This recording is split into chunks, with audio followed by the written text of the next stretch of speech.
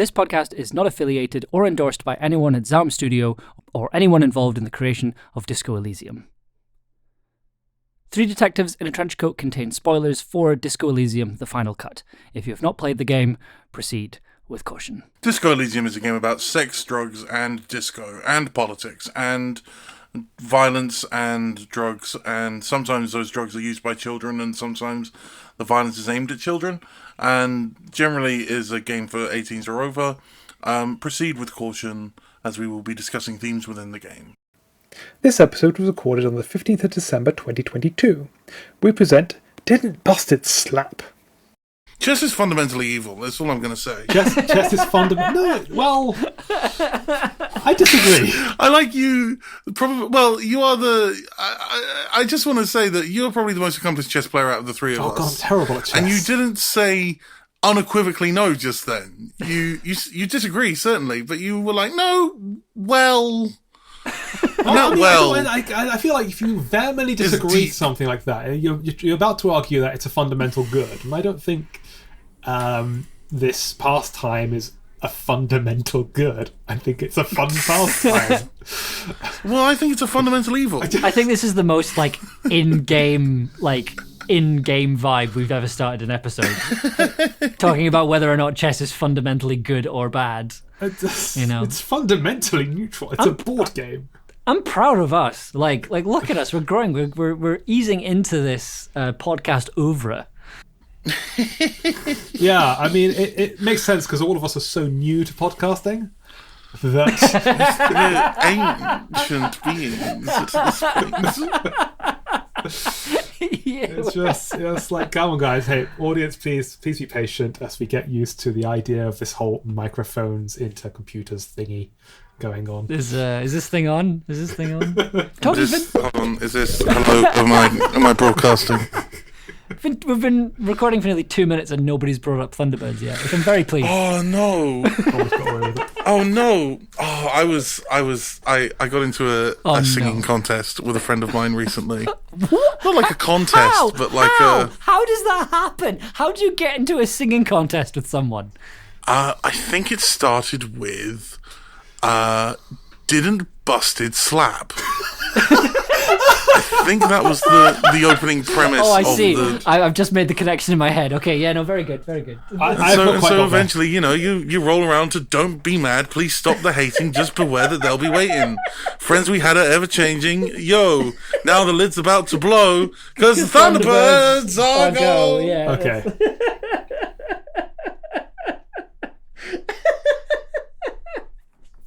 That shouldn't still be funny, but it always looks so cool when spaceships come out of the pool. You'd really be a fool to be a bad guy. How do you is this knowledge that you picked up before we mentioned? This is first-hand knowledge. Oh, wow.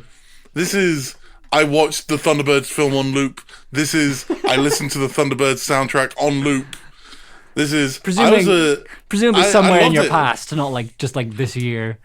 No, in my past, yeah. I haven't thought about that. The Jonathan Frakes. Well, no, I do think about Jonathan Frakes' Thunderbirds at least once every 2 years because he made the creative decision to put Big Ben, the Houses of Parliament, the London Eye, and I think Buckingham Palace. Oh. All on the same green square. I mean, they are 3 out of 4 of those are quite close together. Buckingham Palace. But that's just because London's small. Stand in one place and see the Westminster Big Ben and the London Eye from the same viewpoint. But Buckingham Palace is just a stone's throw away from that. It's just not quite there. Yeah. You have to wander down to Trafalgar. Yeah, because I was just about to say, I do remember walking past Big Ben, then walking past the Houses of Parliament and getting to the London Eye during a protest. So I'm like, well, clearly they must be close to. The protest wasn't that long. That must have been a. They are close together. I don't remember Buckingham Palace being close by though. No, they keep it out of the way for the plebs. You can read it. It's not hard. It's just not on the same square. I mean, if you consider, frankly, if you consider the Thames a rectangle of sorts, then yeah, you could. That's just about there. That was grass. If you'd like makes sense. a Glasgow version of this particular kind of anecdote. Hobbs and Shaw, the Fast and the Furious spin-off film, well, some of it was shot in Glasgow. There's a car chase in the middle of the film where somehow they managed to fit, 3 people, one of which is Dwayne "The Rock" Johnson, into a McLaren, which but That's not possible.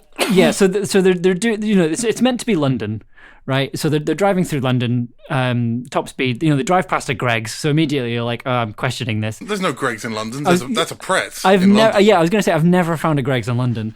There are Greggs. Actually, there is a Greggs in London. There's one in London Bridge just to ease you into the culture. It's at the bottom of the Bedford line, and it's like, there's a Greggs. Don't worry, it's still in England. It's all right. Oh man. But It's gonna be a lot more multicultural than Bedfordshire, but just bear with it. It's okay. There's Greggs. Look, it's all fine. but anyway, so there's a car crash, right? And so for listeners that don't know, in George Square in Glasgow, which is kind of like the first place, if you're coming into Glasgow from Queen Street Station, it's kind of the big open square that you go into. It's kind of the first thing you see. In the old Glasgow College building, they've put up this big sign, this big pink sign that says "People Make Glasgow" on it. It's really, really big. You can see it from quite a few places across the city, and "People Make Glasgow" has kind of become the city's motto ever since the 2014 Commonwealth Games. Keep that in mind. So this car crash in the Hobbs and Shaw movie that's meant to be taking place in London happens. And you see the car flip, and you can kind of tell that they're filming this in George Square. And as it flips, the camera pans, and in the background you see a big building, and on that building is a pink sign, and on that pink sign,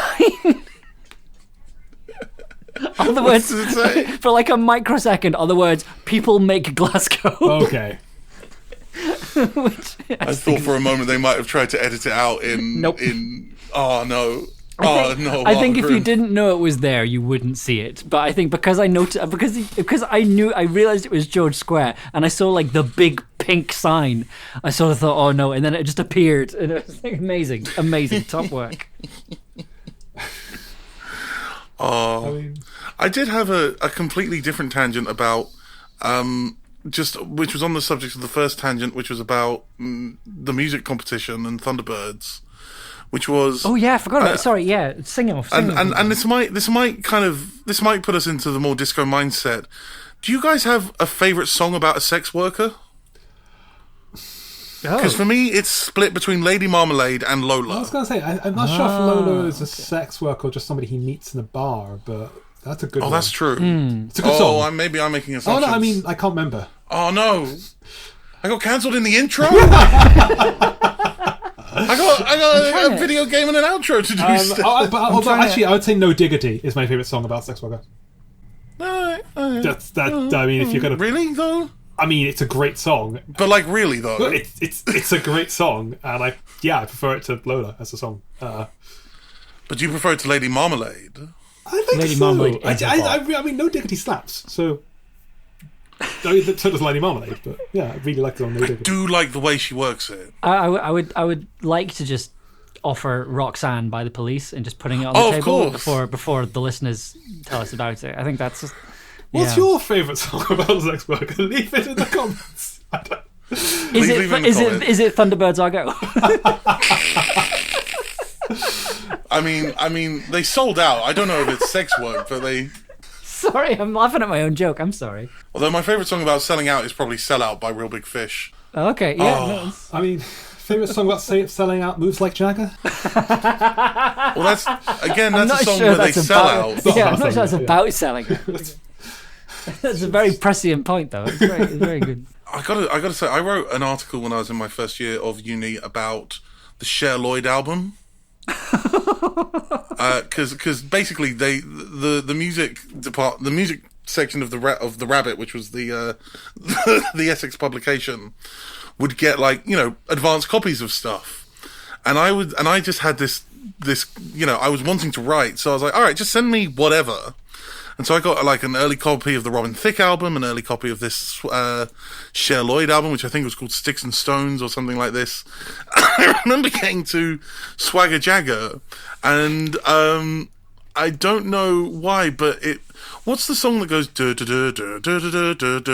Clementine. In your Darling Clementine. Canyon. That's the exact tune of Swagger Jagger by Cher Lloyd, circa 2011. Wait, Well, I mean, wait, clearly hang on, okay. the 19th century folk song stole it. So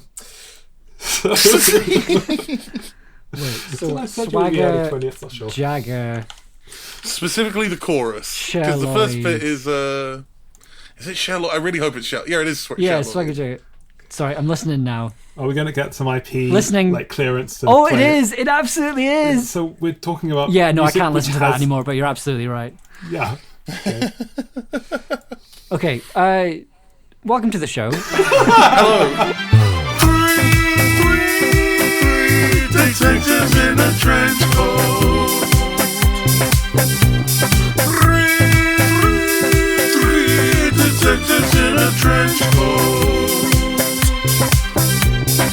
Well, hello, welcome to Three Detectives in a Trench Coat. My name is David Devereaux. I'm joined by my co-hosts. Do you want to introduce yourself? James Curtis. Ollie, you go first. I just want to make it clear. I do know your names. It was more. I was just like, I probably shouldn't introduce you. I should let you introduce That's a great yourself. way of introducing people, and like, okay, I formed their names. You introduce each other, and then you learn their names. It's great social cue. No one ever picks up on it. Peak mixology move. I am Oliver Morris. I'm James Curtis. Hello, welcome. There we go. We stumbled through that. Yeah, just we're about. professionals. Like Three Detectives in a Trench Coat. There we go. It is about as awkward as three detectives holding one trench coat and around their shoulders. Or something. How big is this trench coat? In mean- in real terms. I mean, if it's the three of 'Cause us, quite tall, I think it'd be quite a very tall trench coat. I'm definitely the base. This is all I know, is I'm definitely the base, because there's the most of me. So it starts at least 6'7". Oh wow! Because it's got to get around, and then we'll assume your torsos are like, we're looking at least a 9-10 foot trench coat. But really? So wait. So because I'm 5'9". Well, So, I I'm don't think you're we're assuming 5'9". we're standing head to toe, though. I feel like there's What? some- So you're Yeah, expecting us to piggybacking going crouch on. down while walking around? No. So I expect, so in my head, it's me, and then it's James on my shoulders. Okay. Like sat on my shoulders like you would an infant. Oh, I and see. then Right. Okay. Right. Dev, yeah, you're on James's shoulders fine. again, like an okay. infant. And so I'm sort of accounting for like about 3 foot of torso. Right. Oh, right. Okay. No. That actually makes more sense. I was sort of imagining this as this like slightly shit human pyramid. It's more of a human obelisk, if I'm honest. And so that makes sense. So I'd actually always thought. So for me, like kind of the image in my head is just kind of three people standing next to each other, wearing. Oh, so it's Oh, like so a you're wide thinking like a trench wide coat. trench coat. I'm thinking. Ah, that's kind of okay. how I'm thinking because they're kind of walking together and yeah, like. I mean, I say that. Oh, Bagsy, the middle spot. That's going to be so warm in this cold weather. Yeah. Sure. Okay. But, you know, when we go out into I mean, the live I'm show. happy to have just at least one arm free to do stuff with, but sure. The only problem is, Dev, is that being 5'9", me and James are like, James, you're 6 foot something, aren't you? Yeah, I am as close to 6 foot as it is annoying to be without actually being 6 foot. I'm like 5'11" and 3/4. I see.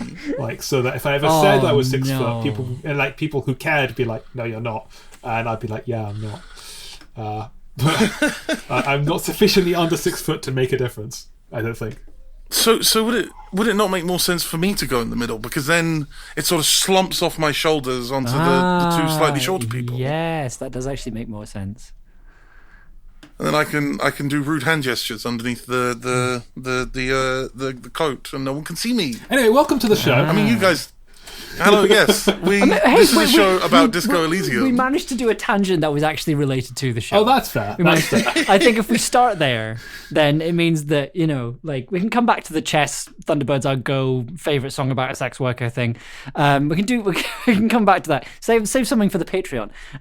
But Oh god, I do love the idea of a Patreon for this show because it's I'm looking forward to meeting them. Right, who are these people who are just this obsessed with this show? Who are like, yes, bring us more content. But the show's out. But we'll finish the game. We'll play more games. Find them. Find the other games and play them. Just the There's thank. plenty of detective games. We could play This Is the Police. We could play. Oh, honestly, I have like a list of games for us to play that are Yes. as interesting as Disco. That sort of Alright. same level of interesting in terms of discussion as Disco Elysium. Cool. And so I do hope we keep going with it. I mean, I don't know how long we'll be doing Disco Elysium. It's but At like, some point, I'm very going to have to well edit an episode. oh my yeah, Or one of us is going to have to. We're currently in a long game of chicken as to who edits the episodes. Dev is very skillfully synced the episodes, well, thus- two of them. synced two of them, thus removing themselves from the process of having to actually edit them. I'll happily. Which means I would say so because you've done some work on them already. Yes, I would say. Well, I'll happily record the intro as well. I can do that stuff as well. Like, but yeah, I'm noticing that the editing part again is something that you're very carefully, it's just because angled yourself away from. just because like so. If it's after March, if you can wait till March, happily, sure. I'll happily do it after March. But it's currently December 2022, by the way, listeners. Editor's note: it is Wednesday, the 7th of June. I drew the short straw, and I am currently editing the first draft of this episode. It is the 5th of May, 2024. That was the 7th of June, 2023, and I am finally editing the last draft of this episode. We've been recording this show since November? Yes, Earlier I than think November. earlier than that. Yeah. Oh, God. Just to record one episode. This is still just the pre-game chat. So for, for future, but yeah, like the apocalypse has not happened yet here. Not quite. I mean, like we getting might there. have Congratulations. we might have so far accidentally not noticed the indicators or made jokes about the indicators of the apocalypse. And if it's become culturally insensitive to have mentioned them and joked about them, we apologise. just walking into Everyone- London one day and realizing that Buckingham Palace is now suspiciously close to the House of Parliament. Like, oh no! This was before the Thunderbirds revolution of 2025. Yeah. And before putting on your red light had a completely different connotation to the one it currently has. Okay, so should we play the game? We should probably play the game. I mean, Have we got any goals, any ambitions, anything oh God, for this playthrough? So I went on a madcap adventure last time, and I don't think I have an aim this time. I think it's more just I'm just gonna I want to try and get one thing off my objective list because I feel like I've not really been plowing through them. So that's kind of my goal is to do one thing on my objective list. My goal is to get as close to Wednesday as possible. okay. Wednesday is not a person; it's a thing. The only reason I mention that is because culturally relevant at the moment is the new Netflix show Wednesday, and I just finished watching that, It's and good. it was fine. Good show.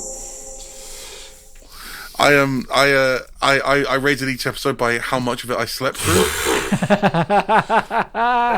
So I was like, this was a pretty good episode. I only slept through about 20% of it. Ollie. I don't think it's fair to judge something that you've not experienced. Well, no, I'm basing it. I'm doing it based on how good is it at making me not sleep apneic, I guess. How good is it at undermining my narcolepsy? So you assess television series on a pharmaceutical level. Yes, it's how I assess all television shows. It's just this was not enough of an LSD trip. So one of the things I am genuinely going to do this session is that I have played Disco Elysium now for a combined, let me just check, I think it's like 90 hours at this point, or like 30 hours. I've played it a lot. I've heard a lot of the music. A lot. I've heard a lot of the music in Disco Elysium. So yeah, I've racked up quite a few hours on it, and my plan this time is to turn off the music and just play Nirvana in the background and see if that changes the experience. Wow. So I'll start with Nevermind, and then if I get onto In Utero, I get onto In Utero. But that's the plan this sesh. Wow. Fantastic. And James, what is your goal? So there's a couple of things that are clearly like core parts of the game story that don't necessarily have to do it, but you should do at some point. One of them is to meet this, what's the name, Everard character? I can't remember his name. I haven't met him yet. Everard Clare. I've not met him yet. That's because I have to get past Measurehead, and that's something that I feel like at some point I have to do in this game, or would be good to do. And the other thing would be nice to get the body down. I still haven't managed to. I've thrown up every time I've tried to play it. I've used every white check that I can, so I'd have to use skills into getting them down, but then it go from like 3% chance to 10% chance or something, so I don't know if that's worth doing, that sort of thing. But I would like to get closer to one of those two goals. But then I think a lot of this is not knowing what the narrative will take me next. Sometimes it's just quite hard to achieve a goal that you set out to, so I'm going to see what happens. But those are two things that I'd like to do at some point in this playthrough. Wonderful. Yeah, groovy. Groovy. Yeah. Get that body down. Yes. Oh, so hey, you're the police. Come and take this body down from the tree. Oh, I tried, but it's too smelly. It's not very good. I didn't react well when I tried. Okay, so get the body down. Listen to Nirvana while playing the game, and for me, it's just do literally anything. Okay, that's some good goals. Way into this game now. That is what I can tell you for sure. Well, I was just looking at the thing. So my playtime is about 8 hours now, and the average playtime according to GOG is 15 hours. So if we're on track, it means we're about halfway through. Weird. My game time says 17 hours. I must have just left it on in the background at one point, because there's no way I can. Well, because I'm just not that far ahead. Oh yeah, you did. You replayed a chunk. Just to catch up. Because you had to catch up. Yeah, that's just me dying all the time. That's what that is. I'm 8 hours into a game that I've played 17 hours of. I do have to admit, like whenever I like shunt my toes off a skirting board or any of the myriad things lying on my floor, I do kind of go and then go, it could be worse. Could be dead. Oh, dude, I could have been like my friend James and died. Okay, good luck, detectives. Good luck, detectives. FAB, over and out.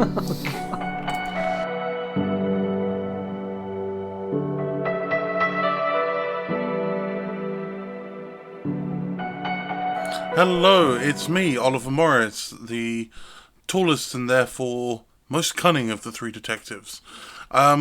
Just here to tell you about our Patreon. We have bits and bobs on there, like jingles and behind the scenes bits. You can probably hear me singing Nirvana if you tune in this week. What else do we have? We have episodes before they come out. So if you want to support the show in a small way, just throw a couple of coins our way, you know, it's all good. Alright, goodbye.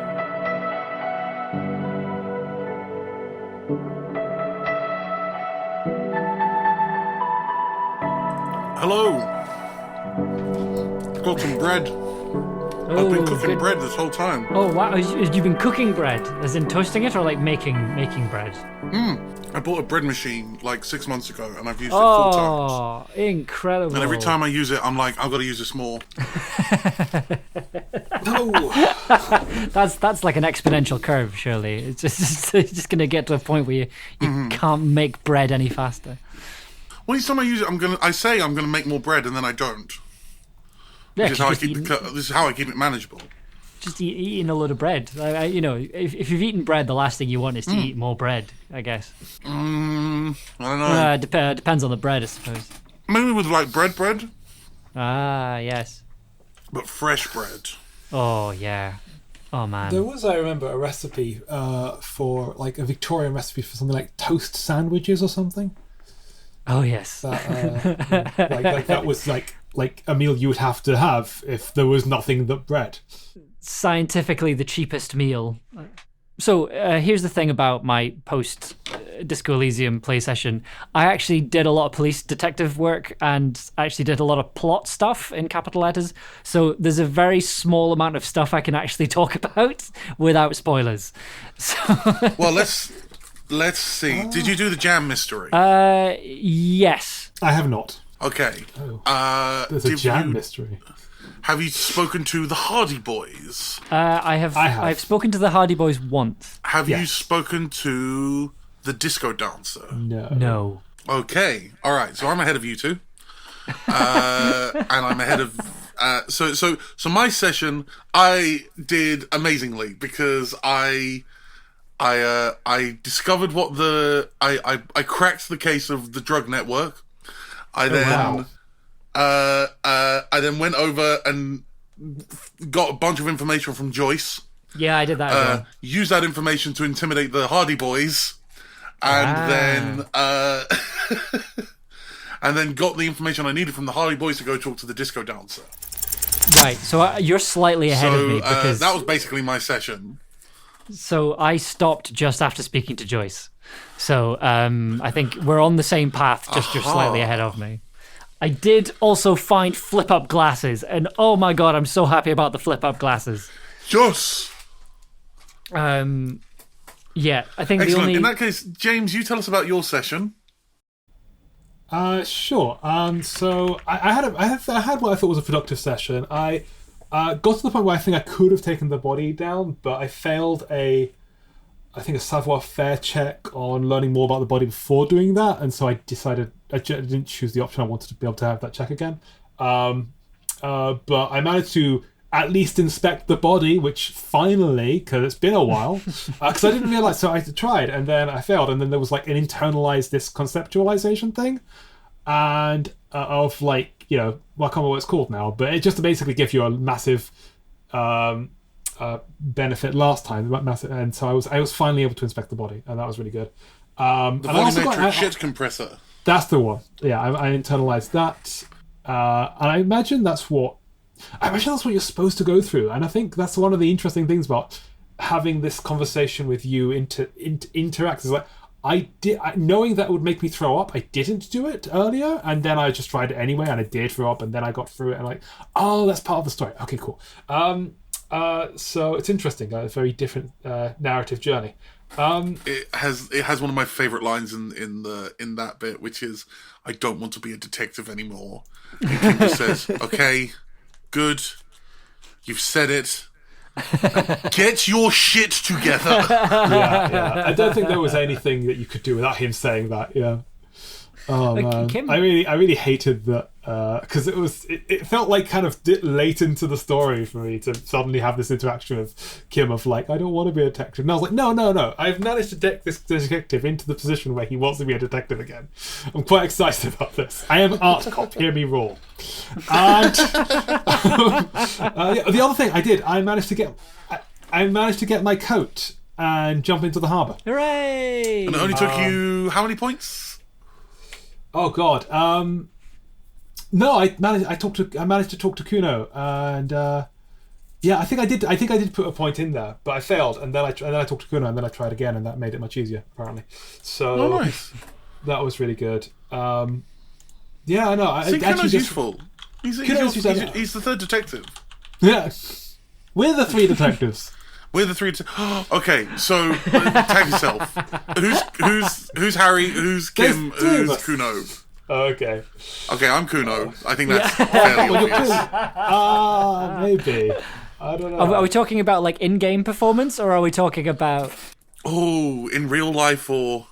Yeah, and we're talking about like in real life, or are we talking about like our in-game performance? Well, I have had a Harry Dubois moment in real life.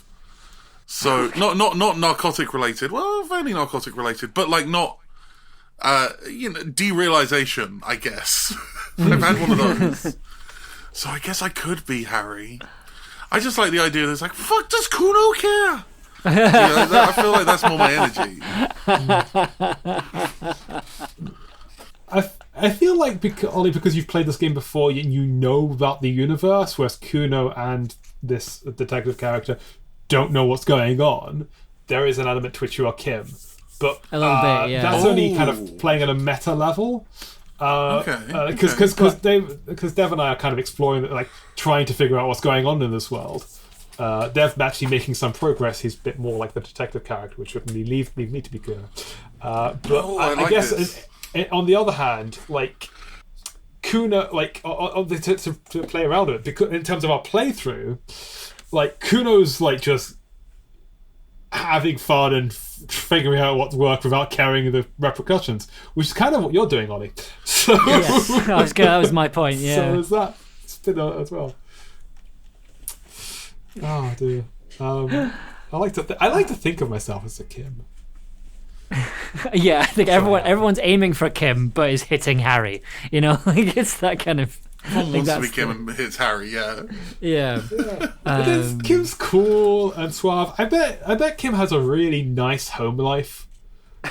Like gets home, makes whatever he wants to make, puts music on he likes, smokes a cigarette, and just relaxes and then goes to sleep. Like I feel like, or has a family that he just hangs out with, something like that. You know, I bet Kim's just got a really cool, put together life going on. That we all kind of aspire to, maybe. Yeah. So, Kim actually did.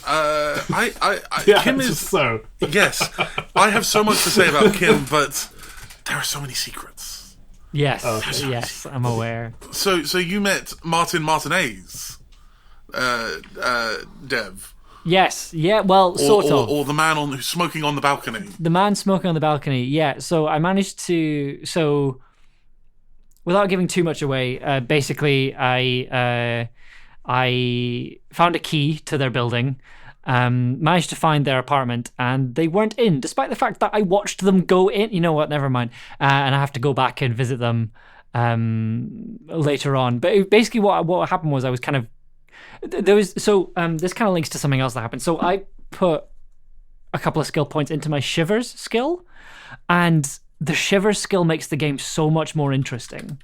Yes. Because you'll have these random moments where you feel the city, and your brain you'll get these your mind will kind of take you elsewhere, and you'll hear something, or you'll sense something further away, or you'll have some sense of something else that happened in the room around you. Something I absolutely did want to talk about was that there was this wonderful moment where I was walking through the main square, and this little circle came up above my head, and there was a little red thing to click on. So I clicked on it, and basically I just had this wonderful Shivers moment where it was raining, and my character just took a second just to be in the rain, and the camera just zoomed up and kind of encompassed the whole map that we have so far, and basically kind of let me ask questions about what's around us, like there was specific, like what's to the west, what's to the east, what's north, what's south. It was and just Harry standing looking up at the rain for a bit, and had some lovely music and some lovely rain sounds, and it was a really, really lovely moment, and it's and then from there basically I'm like, oh, there's the person on the balcony, okay, and then ran all the way around and saw how to get there. I have a question to ask. Yeah, it was this really really lovely moment. My question I was going to ask you is where the hood at? Did you ask that question of Shivers? That's. I did. I did not. No, I've not been given that option. I haven't been given that option, but I have seen someone been given that option, and a female voice responds with "Got some homies in the cut. Where the wood at?" Ooh, okay. So that anyway, that's just an interesting thing that comes off that Shivers sometimes. That's interesting. Well, I mean, I'm plowing as much as I can into it now. Dev, you said you met Cindy the Skull. Yes, I did. So this was what, as I was exploring the apartment building of our witness. Mm-hmm. Cindy's great. I love Cindy. I love Cindy. Yeah. I said to her that I really loved her art, and then it demotivated her. Yeah. Which I can relate to that, but yeah, I mean, in fairness, if the local burnout cop was like, "Hey, I fucking love your shit," you'd be like, "Fuck, what am I doing wrong?" No, it's like when your parents say they really like your art. You're like, thanks, but exactly. The authority is like, God damn. Yeah. It's like, damn, it's not edgy enough. Yeah, but yeah, Cindy the Skull was great. Loved Cindy the Skull. I hope I get to interact with him more. I remember just on the subject of transgressive art, and also talking about myself, which are my two favourite subjects.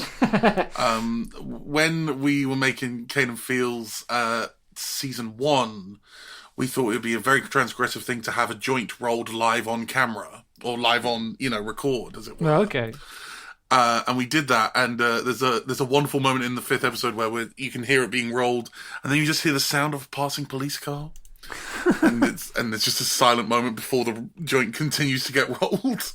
But by the time we got to the second series, it was like, no, it's not transgressive enough. So you just hear joints being lit like 4 or 5 times during episode 1 by various characters. So yeah. You gotta get transgressive with it, I think. Especially if cops are liking your art. Yeah, yes. They didn't ask you any more interesting thought cabinet options, or? Well, so I basically realized that I'd misunderstood the game, which is not great. But like when you're looking when you're about to internalize a thought, it has like disadvantages. It gives you like a -1, a -2. I didn't realize that was your disadvantage while you were researching it. I assume that was the end goal of it. So basically I've got a load of thoughts that I've just not internalized because I'm like, oh well, why would I internalize that? That gives me minus stats, without realizing that, oh no, that's just while I'm thinking about them. So so I will be internalizing a lot more thoughts in the next session. Cool. But I'm currently also internalizing derealization, which was an effect of the shivers, and because the game was like, you should absolutely internalize this one. This is an important thought. This is the most important thought. Interesting. Which I thought the was Jamais Vu interesting. one. So that's currently being internalized. I think it's called Jamais Vu. I'm looking at the game like internally. It's called Jamais Vu. Derealization is the one that's called derealization, I think. So yeah. Yeah. Jamais Vu. What was the context in getting that? I forget. When was that? You talk to Joyce for too long. Right. Okay. Thank you. Yes. And you're like, I asked Joyce the about nature reality of being, and yeah.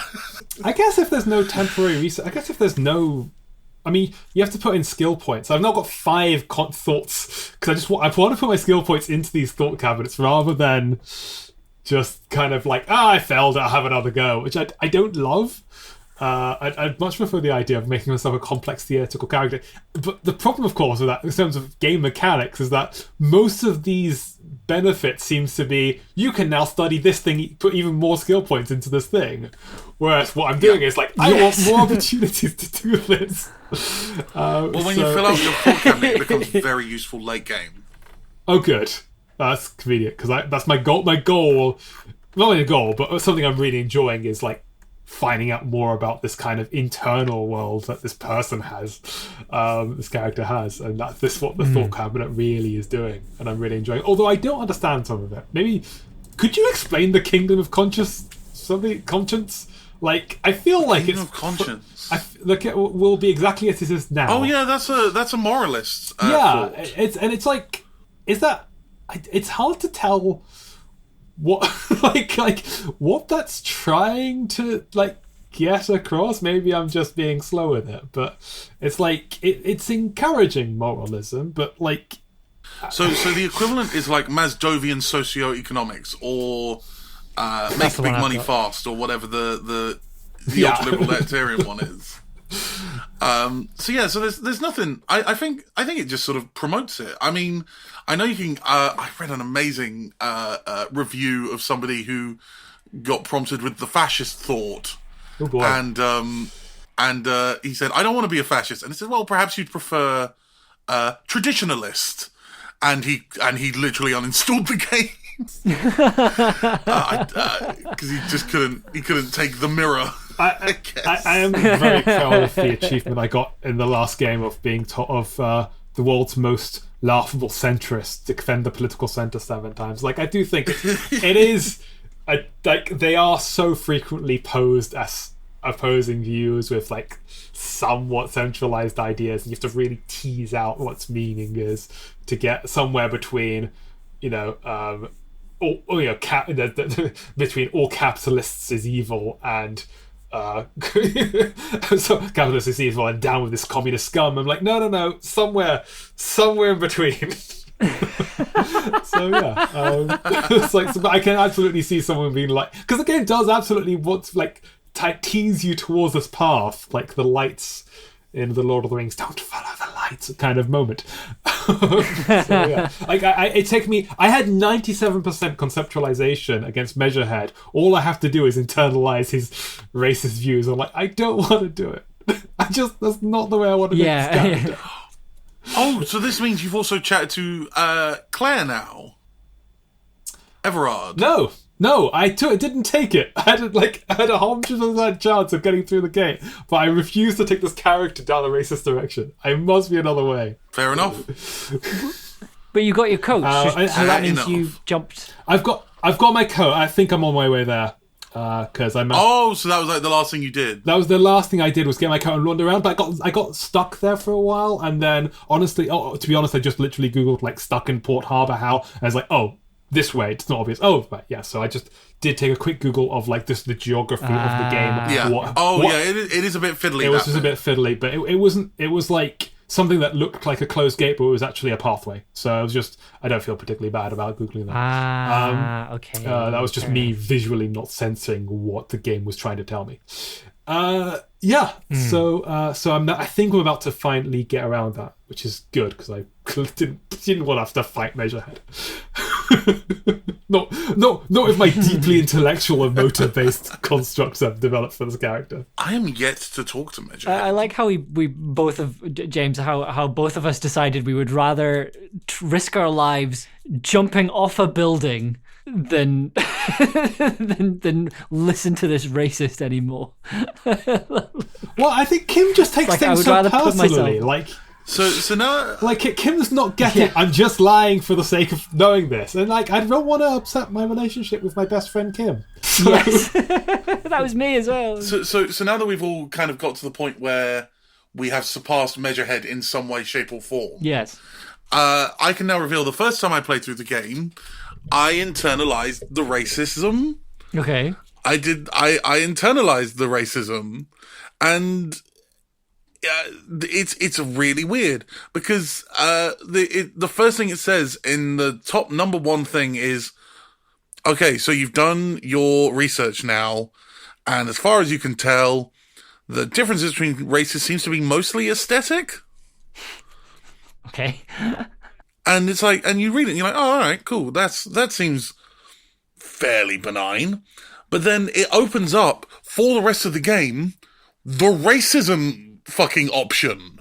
No. So okay. So there are points where you can kind of, so for example, with the gardener woman, there's a bit where you can say there's something different about her. What is it? And you roll and you fail to check, and the only option you have is you're black. Oh, no. And she goes, I got that before. Wow. And it really made a conversation and because I failed to check, and I really later on she just does not like you because you basically have. I'm like, but I didn't realize that was going to be the thing I realized when I studied this person as a detective. Like that old copper instinct in it. It's oh dear.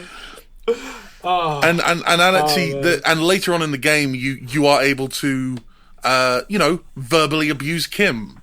Not that that's a thing that you want to do. No. It's just an option that becomes available if you've internalized your race theory. Ooh. That is. I mean, so GG guys, you have dodged. You've dodged a bullet. All this is getting me to do is that it means I'm going to internalize the shit out of communism so I can unlock more communism options. Oh my goodness, that'd be. I'm looking forward to unlocking more centrist opinions. Because I'm apparently the last communist. Yes, more incrementalism. I'm genuinely curious. I think I did actually have that option at one point with the bookshop owner. Oh, really? Of like, no, it's okay. Incrementalism happens. and I think in the game, the bookshop owner's like, just what? What are you talking about? Just this is too detailed. Stop it. So the last thing I wanted to mention about my playthrough is, of course, I was listening to yes. Nirvana throughout. Oh, of course, yes. How did that go? So first is, Dev, you will have some wonderful clips of me just singing along to the openings of Nevermind, because it turns out that I know Nevermind really well. So it's a bit of a karaoke night. What else can I say? In terms of what it added to the gameplay, it made the walking around a lot more fun, I think, because it was sort of like karaoke breaks. It made reading the dialogue a bit more difficult because I was, competing with Kurt for attention of which lyrics were getting into my brain the fastest. But I think ultimately I would say, yeah, it's a good experience to listen to Nirvana while playing Disco Elysium. For those of you out there who were curious. So, I've also switched back to my coat that gives me authority points. Nice. I've just looked up Disco Elysium on speedrun.com. And turns out there's a quite small but seemingly very enthusiastic community of people speedrunning Disco Elysium. So the any percent unrestricted, which I imagine you're allowed to use. You are you're allowed to use glitches and things. And the thing is, beat the game. Game over is ending with a newspaper article. Do not count. That record is currently sitting at 26 minutes. With the no stat glitch. Beat the game. The stat glitch starting with maxed out attributes is not allowed, so presumably there's a glitch where you can do that. And without that glitch, the current time is 40 minutes. There is also a game over speedrun, which we've talked about before, which is basically you've got to get a game over screen as fast as possible. That's the death one, and that is 13 seconds. Yeah. Hard to believe you can finish the game in 40 minutes. I mean, maybe it's because we're listening to everything this time. So I know how to beat the game in 40 minutes. Okay. Well, thank you for not. Oh yeah, I haven't been doing my reading, which is why it's been so I can kind of keep up at the same pace as you guys. But basically, the way that you so the map opens up on the third day. Thank goodness. I think it's sort of clear at this point. If you've been down to the docks, it's like have a look at the other side on Wednesday when the docks reopen or when the when the bridge is fixed. Which is a fairly easy mission to get. So basically, you are stuck for the first 2 days, unable to solve the case because you need to get to the other side of the island in order to, gather more information, to learn about the town, to do these sorts of things and sort of get out of the hot spot of, Revachol or that sort of, area proper, the area around the Welling and the Rags. Kind of need some time away to reflect on your various actions. So basically the way that you do this is that you read, because reading passes time. And so what you got to do is read as many books as possible in those first 2 days. And that takes you, that speeds you up from, because you don't need to read them. You just need to go click, click, click, click, click, click, click, click, click, click, click, click, click. So you basically speed read your way through the first 2 days. Right. And then the dock's open and you're like, right, now I'm going to solve the case. And that takes about half an hour. Wow. Okay. That's, I mean, so that doesn't sound very fun, but none of these speedruns ever seem fun. They always seem like things that people have, like, it seems like the fun is not in the game anymore. It's in manipulating movement and strategy to complete, to achieve a different type of goal rather than the plot of a game. It becomes much more about glitches and that sort of thing. Which I get it. I get that part. But I'm glad we're not doing that. I'm glad we're playing the narrative of this game. Yeah, although I think the best times in any game, I think it works well in this game, is when the goal of the game is it's when you can't.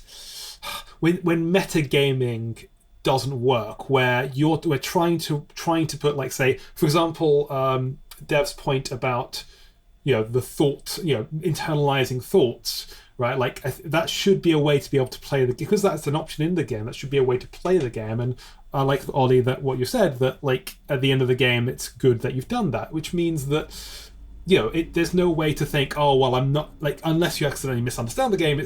You don't think to yourself, oh well, I'd like to do this with the narrative of the game, but it's not going to help me win, so I won't.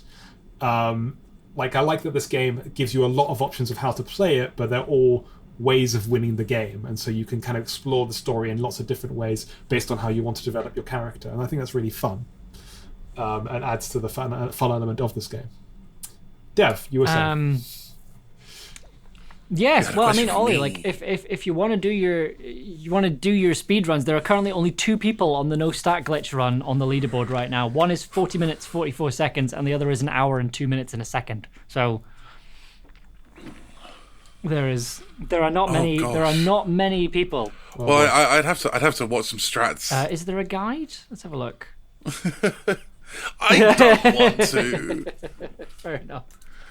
Like I like shuffling around and looking through containers and asking what kind of cockatoo I am and all those questions that are deeply important to the psyche of the detective in charge. It's great. I love this game, and I didn't think I would love a playthrough of it that much because it's like rereading a book, Yeah. but there is always enough sort of change and enough R&D, like enough randomly designated stuff, that you always end up with strange and interesting options. I rolled 3 snake eyes this session on checks that were like 93, 83, 97% chances. And I was like, well, this is changing the game for me. And now I'm part of the anti-material of object force. Okay, well, I look forward to finding out what that is. You will find out, James, because you kick enough objects. I also patch some of them, in a kind and loving way. Again, that object, as Dev has since found out, it's like, how do I make noise to communicate with this upstairs place? Kicking it. That makes sense. Oh no, I died. I found that, and I was like, well, and it was like, kick the thing, and I was like, well, you know what? Out of solidarity, I will kick the thing. So we have now all kicked the thing. Excellent. Out of solidarity. Yeah. Dev, have you found out what's on the other end? It is possible to find out what's on the other end of that street. Have you found out yet?